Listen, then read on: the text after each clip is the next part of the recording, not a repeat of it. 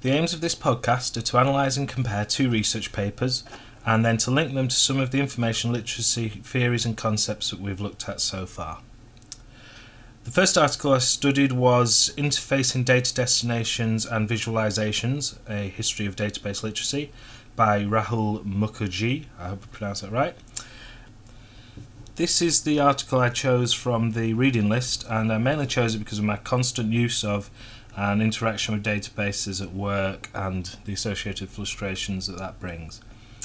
The second article that I researched and found separately from the reading list is Distance Students and Online Research Promoting Information Literacy Through Media Literacy by Rebecca Van de Vord.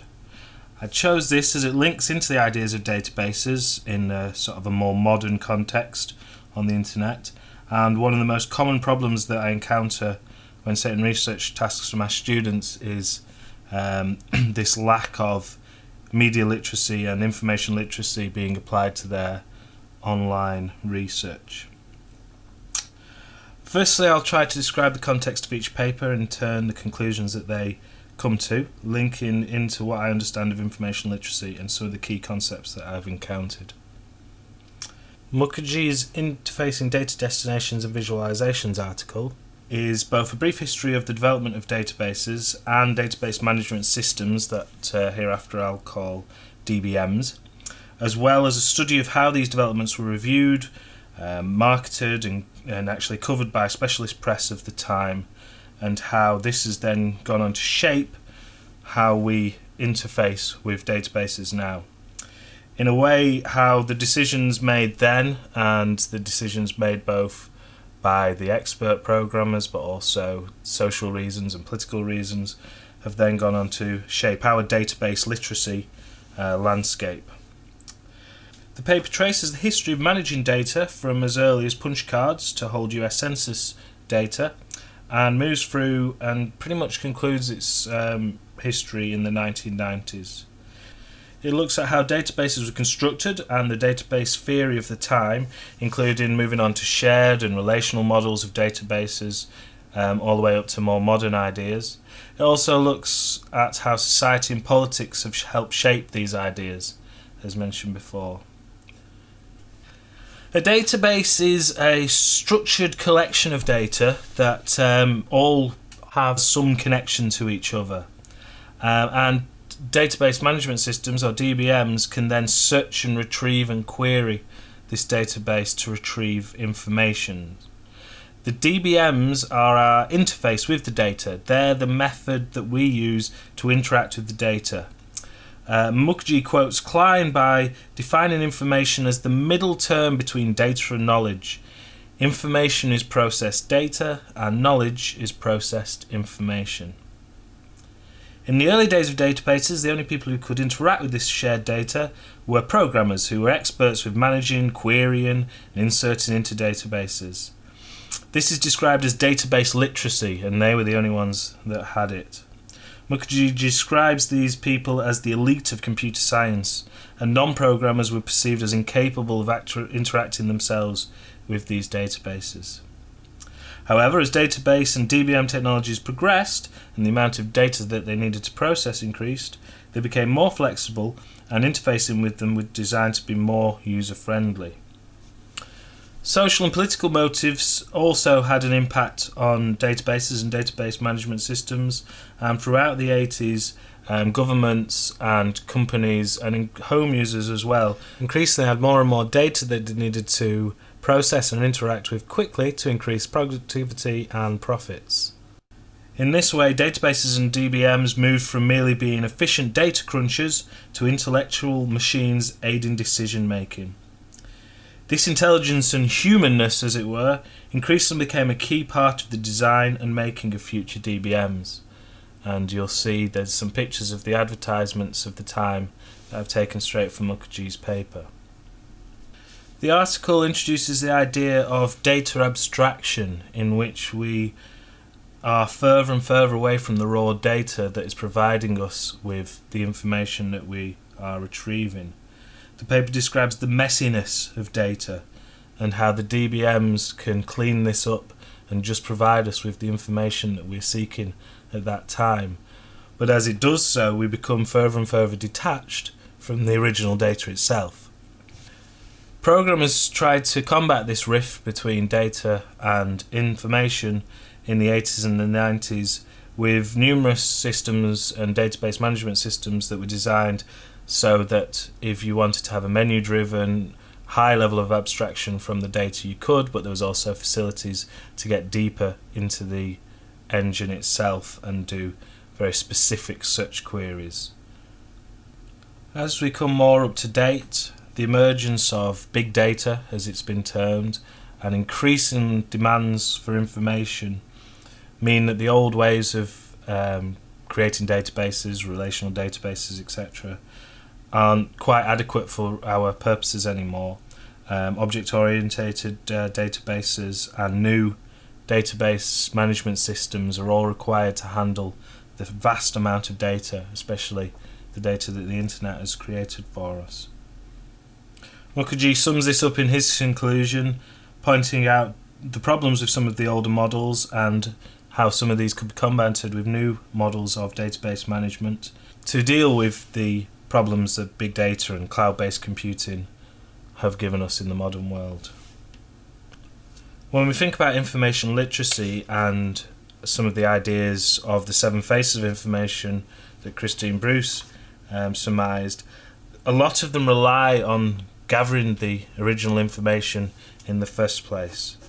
So in her phases, the first phase is all about using information to create awareness and to communicate with each other. And these are all aspects that we now take for granted in terms of querying databases, searching on the internet. But the way that we do this has very much been set in stone from those early experiments with databases and database management systems, and that level of abstraction that we now have from the data. It's become increasingly easy to find information, both useful and maybe not useful, and increasingly we're having to use information literacy to be able to filter the information so we can decide what is useful for us and what is not in a particular context. This brings me on to the second article that I looked at, and this disconnect of data and information on the web, especially when it comes to developing good information literacy skills for distance learners in this particular case. The article Distance Students and Online Research Promoting Information Literacy Through Media Literacy by Rebecca Van de Vord looks at this phenomenon of the internet search, which is essentially a very large database, and people's tendency to prioritise the speed and ease of access to the data rather than its quality and its integrity. This is a byproduct of this data abstraction, where you don't really have access to the original data. All you have access is through the database management system, in this case Google or other search engines. You have to use your information literacy skills to decide, is this information what I want? Is it valid? Is it reliable? Van de Vord questions cognitive authority on the web and quotes numerous sources which suggest that people lean towards a course of action that is good enough or satisfactory. In other words, the theory suggests that individuals are most likely to find information from the easiest, most convenient source, compromising quality for efficiency. Attached to this is the question of how we decide whether something is valid on the internet, suggesting that it's mainly the web design, like organisation of information, ease of navigation and professionalism of the site design being the most important factors when assessing its cognitive authority. The main aspect of Van de Vordt's article is her idea to use media literacy and media literacy development as a way to improve information literacy when assessing the credibility of the information on the web. She comes up with several hypotheses for this, 5 in total. The first one, H1, media skepticism will positively associate with information literacy, i.e. the more sceptical we are about what we read, the more we'll check its sources and look for other examples that support that particular piece of information. The second hypothesis, H2, states awareness of media effects will positively associate with information literacy. So the more we understand the effects of media, the more we'll be able to judge its credibility. Hypothesis 3, H3, greater online access will positively associate with information literacy. The more access we have to a wider variety of sources will allow us to check and double check whether the information is correct. H4, or Hypothesis 4, greater access will positively associate with greater internet self-efficacy, i.e. the more confident we are in our ability to produce the desired result or the intended result, the better we will use the information that we have available to us. The final hypothesis, or H5, greater self-efficacy towards online information seeking will positively associate with information literacy. So this confidence and wide access to information will increase our information literacy on the web. She goes on to describe the methodologies and the measures that she used in her studies, and then finally comes up with the results. She found support for most of these hypotheses in her findings, with the exception of the first one, which measured skepticism, in which there wasn't a clear indicator that this impacted on information literacy. However, she concludes that the result of the study suggests a transliteracy approach to the development of information literacy could be a beneficial thing, and that an increased media literacy will increase the information literacy when approaching internet searches.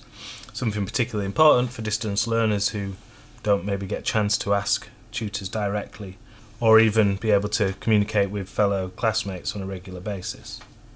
When we think about the idea of information literacy, and from Bruce's paper being broadly defined as the ability to recognise information needs and to identify, evaluate and use information effectively, the lack of information literacy when it comes to web searches could be particularly problematic. When thinking about Van de Vord's paper, I think of the work that we did on media literacy, in particular a couple of pieces. Firstly, the filter bubble, which suggests that Google is not only a big DBM that is filtering the data that we are searching for based on the data in its big database, but also on our previous search history, and how we could both receive different results from typing in exactly the same search query. But also by Hammerlink's article on an alternative to news, where he argues that news broadcasters shape the way that we think because of their broadcasting, and if we had more access to information, then we'd be able to question this. And has Google and the like become the new news, and they are shaping our information gathering rather than us ourselves? In addition to these, Edwards' NetLens's phenomenographic study is particularly relevant to study as well, in terms of bridging the gap. This ties into both of the papers that I've studied. In the database interfacing data, destinations and visualizations paper describes the initial process of how we came to view data and information digitally. And again in the Van de Vord paper, where our lack of information literacy when it comes to search results on the web affects the credibility and the usefulness of the data that's returned.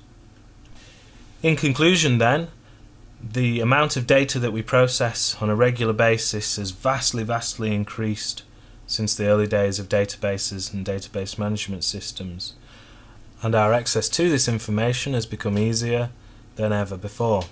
We've become so abstracted from the data itself that now we have very little ownership of it, and this could potentially, if we're not careful and we're not media literate and information literate enough online, result in us finding information that is either wrong or is not quite what we were searching for in the first place, but we take it for granted that it's true because of the look and the feel and the ease of access that database management system has given us.